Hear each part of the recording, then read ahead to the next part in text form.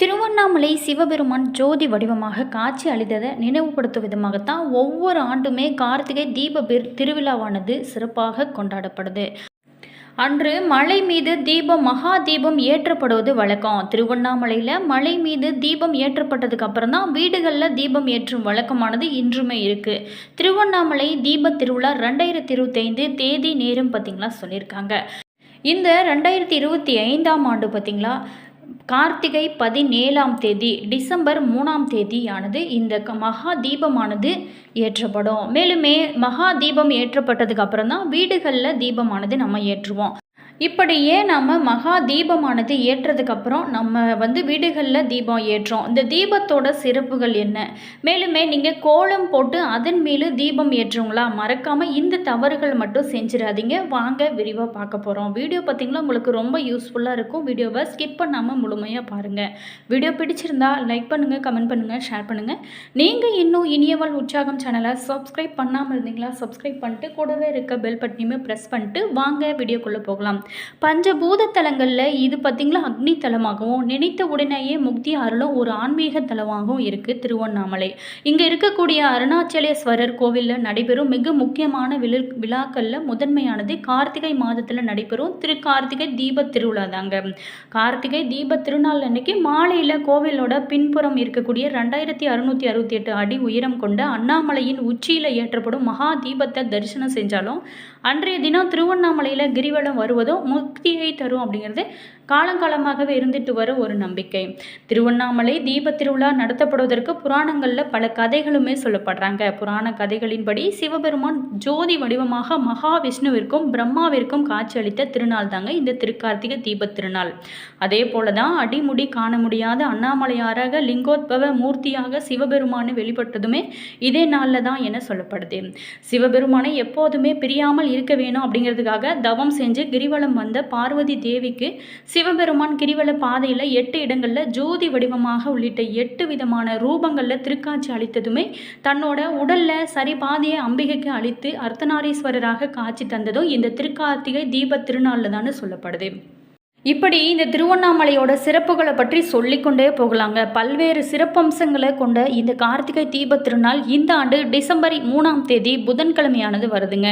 இதனை முன்னிட்டு திருவண்ணாமலையில் திருக்கார்த்திகை தீப திருவிழா 2025 நவம்பர் 24ஆம் தேதி துவங்கி டிசம்பர் 3ஆம் தேதி வரைக்குமே சிறப்பாக நடைபெற இருக்கு. திருவண்ணாமலையில் பார்த்திங்களா மகா தீபமானது சிறப்பாக ஏற்றப்பட்டதுக்கு அப்புறம் தான் வீடுகளில் தீபமானது நம்ம ஏற்ற வேணும். கார்த்திகை தீபம் அப்படிங்கிறது கார்த்திகை மாதத்தில் குறிப்பாக பௌர்ணமி மற்றும் கார்த்திகை நட்சத்திரம் இணையும் நாளில் கொண்டாடப்படும் ஒரு சிறப்பான தமிழ் பண்டிகைங்க. இது இல்லங்களிலும் கோவில்கள்லையும் சிறப்பாக எண்ணெய் அகல் விளக்குகளை ஏற்றி கொண்டாடும் ஒரு ஒளி திருவிழாங்க. இந்த நிகழ்வின் சிறப்பு சிவன் அக்னி வடிவமாக பிரம்மா மற்றும் விஷ்ணுவுக்கு காட்சி கொடுத்தது நினைவாகவும் தீய சக்திகளை விரட்டவும் நல்லொழுக்கத்தை போற்றவும் கொண்டாடுவதில் அடங்கியிருக்கு. மேலுமே இந்த தீபம் ஏற்றுவதனால நம்மளுடைய வாழ்க்கையில் இருக்கக்கூடிய இருள் அனைத்துமே நீங்கி நம்மளுடைய வாழ்க்கையில ஒளியானது வரும். இந்த கார்த்திகை தீபம் கார்த்திகை மாதத்தில் வரும் பௌர்ணமியோடு கூடிய கார்த்திகை நட்சத்திரத்தில் கொண்டாடப்படுதுங்க. இந்த விழா பார்த்திங்களா திரு கார்த்திகை என்றும் தீப திருவிழா அப்படின்னும் சிறப்பிக்கப்படுது. கடும் தவம் மேற்கொண்ட அன்னை பார்வதி தேவி கார்த்திகை மாத கார்த்திகை நட்சத்திரம் கூடிய பௌர்ணமி நாளில் தான் இறைவனோட இடப்பாகத்தையுமே பெற்றிருக்காள். அப்படி ஈசன் அர்த்தநாரீஸ்வரராக காட்சி தந்த தலமாகவும் திருவண்ணாமலை அப்படின்னு சொல்லப்படுது. மகாவிஷ்ணு பிரம்மா இருவருக்குமே ஜோதி பிளம்பாய் சிவபெருமான் காட்சியளித்த நாளாகவும் இந்த நாள் கொண்டாடப்படுது. மேலுமே முருகப்பெருமான வளர்த்த கார்த்திகை பெண்களோட நினைவாகவும் இந்த விழா கொண்டாடப்படுவதாகவும் சொல்லப்படுது. மகாபலி சக்கரவர்த்தி ஆணவத்தால உடல்ல பெற்ற புண்கள் குணமாக நெய் தீபம் ஏற்றி வந்தாரு. கார்த்திகை தீபத்தன்னைக்கு நெய் தீபம் ஏற்றிய போது மகாபலியின் புண்களானது குணமாகின்றது. அது முதல் திருக்கார்த்திகை அன்று தீபம் ஏற்றும் வழக்கமானது ஏற்பட்டதாகவும் சொல்லப்படுது. கார்த்திகை மாதத்தோட 30 நாட்களிலுமே அதிகாலையில் நீராடி சிவ விஷ்ணு பூஜைகள் மற்றும் தீப தானம் செஞ்சு வீட்டோட எல்லா இடங்களிலுமே தீபங்களை வரிசையாக ஏற்றி வைத்து வழிபட்டாலே குறைவற்ற மகிழ்ச்சியானது ஏற்படும் அப்படின்னு புராணங்களுமே சொல்கிறது. அப்படி யார் ஒருவர் தீபத்தை ஏற்றுக்கிறாங்களோ அவங்களோட வாழ்க்கை இன்னும் சிறப்பாக மாறும் அப்படின்னு கூட சொல்லப்படுது. அது மட்டும் இல்லாமல் இந்த கார்த்திகை மாதத்தில் காலையில் சூரிய உதயத்திற்கு முன்பாகவும் மாலையில் 6 மணிக்கும் வீட்டின் வாசலில் 2 அகல் விளக்குகளை ஏற்றுவதனால குடும்பத்திற்கு புண்ணியமானது கிடைக்குங்க. மேலுமே இந்த மாதம் பார்த்திங்களா, கார்த்திகை மாதம் முழுவதுமே வீட்டில் தீபம் ஏற்றி வைத்து வழிபாடு செய்வது ரொம்ப நல்லது. மேலுமே இந்த 3ஆம் தேதி பார்த்திங்களா, நீங்கள் விளக்கு ஏற்றுவது ரொம்ப சிறப்பு. இதனால் தெய்வ சக்தி அதிகரிப்பது மட்டும் இல்லாமல் மகாலட்சுமி நம்மளுடைய வீட்டிற்குள்ளே எழுந்தருள்வாள் அப்படிங்கிறது ஐதீகம். மேலுமே வெள்ளி, தங்கம், பஞ்சலோகம் என எந்த விளக்கை கூட நீங்கள் ஏற்றலாம். ஆனாலும் முக்கியமான விஷயம், கார்த்திகை தீபத்தன்னைக்கு நீங்கள் இந்த மண்ணால் செய்யப்பட்ட அகல் விளக்கில் தான் நீங்கள் தீபம் ஏற்றுவது ரொம்ப ரொம்ப சிறப்பு. மண்ணில் செய்யப்பட்ட அகல் விளக்கில் தீபம் ஏற்றுவது கூடுதல் மகிமையாக உங்களுக்கு சொல்லப்படுது.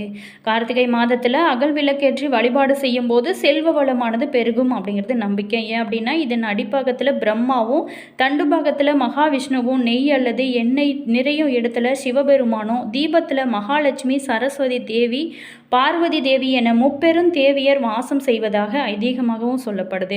மேலுமே இந்த தீபத்தை நீங்கள் காலையில் ஏற்றுவது இன்னும் சிறப்பு. மீண்டும் மாலையிலுமே தீபம் ஏற்றலாம். இந்த தீபத்தன்னைக்கு நீங்கள் பார்த்தீங்களா, வாசலில் கோலம் போட்டு தீபம் ஏற்றுவீங்களா, கண்டிப்பாக உங்களுக்கு இந்த வீடியோ ரொம்ப யூஸ்ஃபுல்லாக இருக்கும். காலையில் சூரிய உதயத்திற்கு முன்பாகவே தீபம் ஏற்றி விட வேணுங்க. குறிப்பாகவே அந்த கோலம் போட்டு அதன் மேலே தீபம் ஏற்றுவது ரொம்ப சிறப்பு. பிரம்ம முகூர்த்த வேளையில் காலை 4:30 மணி முதல் 6 மணிக்குள்ளே விளக்கேற்றுவதனால புண்ணியம் சேரும். மாலை வேளைகளில் 6 மணி வீட்டின் வாசலில் 2 அகல் விளக்குகளை ஏற்றுவதனால குடும்பத்திற்கு புண்ணியமானது கிடைக்கும்.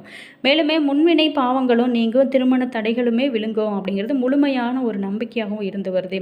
கார்த்திகை மாதங்களில் தீபங்களோட எண்ணிக்கையும் கணக்கில் கொள்ள வேண்டுங்க. முக்கியமாக கோலமிட்ட வாசலில் 5 அகல் விளக்கு ஏற்றது ரொம்ப நல்லது.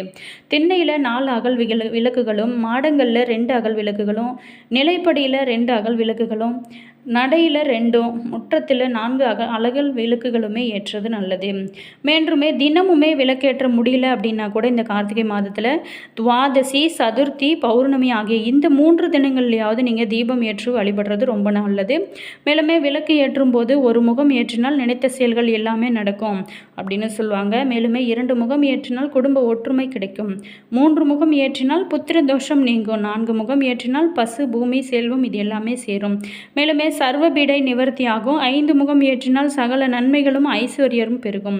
அதே போல தாங்க விளக்கின் திசையையும் கவனத்தில் கொள்வது ரொம்ப நல்லது. குடும்பத்தில் இருக்கக்கூடிய துன்பங்கள் மற்றும் இன்னல்கள் எல்லாமே நீங்க வேணும் அப்படின்னா கிழக்கு திசை நோக்கி தீபத்தை ஏற்றலாம். அடுத்ததாக பார்த்தோமா, கடன் தொல்லை தீர வேணும் அப்படின்னு நினைக்கிறவங்க மேற்கு திசையிலும், திருமண தடைகள் நீங்க வேணும் அப்படின்னு நினைக்கிறவங்க வடக்கு திசையிலும் விளக்கேற்றி நீங்கள் வழிபடலாம். ஆனால் எந்த காரணத்து கொண்டுமே தெற்கு நோக்கி விளக்கு ஏற்றவே கூடாது. அடுத்ததாக பார்த்தோமா, திருக்கார்த்திகை தினத்தன்னைக்கு வீட்டு முற்றத்தில் 4 சமையல் அறையில் தீபத்தை ஏற்றுறது ரொம்ப நல்லது.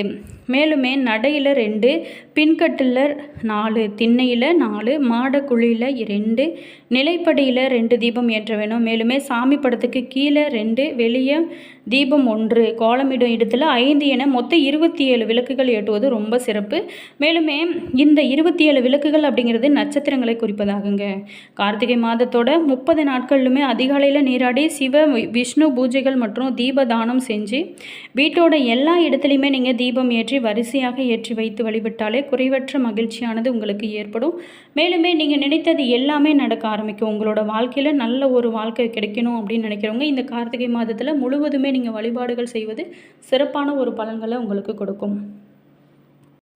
மேலுமே இந்த திருவண்ணாமலையில் கார்த்திகை தீபம் அப்படிங்கிறது கார்த்திகை மாதத்தில் திருவண்ணாமலை உச்சியில் ஏற்றப்படும் மகா தீபத்தை குறிக்கிறதுங்க. இது கார்த்திகை மாதத்தோட கடைசி நாள் அன்றைக்கு நடைபெறும் முக்கிய ஒரு நிகழ்வு. இதில் சிவன் அக்னி வடிவமாக தோன்றியதாக நம்பப்படுது. மேலுமே கார்த்திகை தீபம் அப்படிங்கிறது சிவன், திருமால் மற்றும் பிரம்மனுக்கு அக்னி வடிவமாக காட்சி அளித்ததை கொண்டாடும் ஒரு நிகழ்வாகவும் இந்த திருவண்ணாமலையில் இன்றுமே மகா தீபமானது ஏற்றப்படுது. இந்த திருவிழாவின் 10 நாட்களோட கடைசி நாளில் திருவண்ணாமலை மலை உச்சியில் மகா தீபமானது ஏற்றப்படுங்க. இந்த விழாவின் போது மக்கள் வீடுகள்லையும் சரிங்க, கோவில்கள்லையும் விளக்கேற்றி வழிபடுவாங்க. 2025ஆம் ஆண்டில் இது டிசம்பர் 3ஆம் தேதியானது வருகிறதுங்க. அன்றைய நாளில் பார்த்தீங்களா, நீங்கள் மகா தீபமானது மலை உச்சியில் திருவண்ணாமலையில் ஏற்றப்படும். அதுக்கப்புறம் நம்மளுடைய வீடுகளில் தீபம் ஏற்றி முழு மனதோடு நீங்கள் சிவபெருமானை வழிபடுங்க. நீங்கள் நினைத்தது எல்லாமே நடக்குங்க. மேலுமே சிவபெருமான் அருளால் இனி வரக்கூடிய காலங்கள் உங்களுக்கு யோகமாகவே மாறட்டும். இன்னும் என்ன நேயர்களே, இந்த வீடியோவில் நம்ம இந்த தீபத்தோட சிறப்புகள் பார்த்தோம். மேலுமே தீபம் கோலம் போட்டு தீபம் அது மேலே வைத்து ஏற்றுவங்களா இருந்தால் இன்னும் சிறப்பு. அந்த மாதிரி செய்வது நம்மளுடைய வாழ்க்கையில் இருக்கக்கூடிய அனைத்து விதமான கஷ்டங்களையுமே நீக்கக்கூடிய ஒரு அற்புதமான வழிபாடு அப்படின்னே சொல்லலாம். வீடியோ பிடிச்சிருந்தா லைக் பண்ணுங்கள், கமெண்ட் பண்ணுங்கள், ஷேர் பண்ணுங்கள். நீங்கள் இன்னும் இனியவள் உற்சாகம் சேனலை சப்ஸ்கிரைப் பண்ணாதிருந்தீங்களா சப்ஸ்கிரைப் பண்ணிக்கோங்க. கூடவே இருக்க பெல் பட்டனையுமே ப்ரெஸ் பண்ணிக்கோங்க. அப்போ தான் நாங்கள் போடுற ஒவ்வொரு வீடியோஸுமே உடனுக்குடன் நோட்டிஃபிகேஷனை வந்து சென்றடையும். All viewers, thank you. உங்களோட கருத்து என்ன அப்படிங்கிறத கமெண்ட் பாக்ஸில் சொல்லுங்கள்.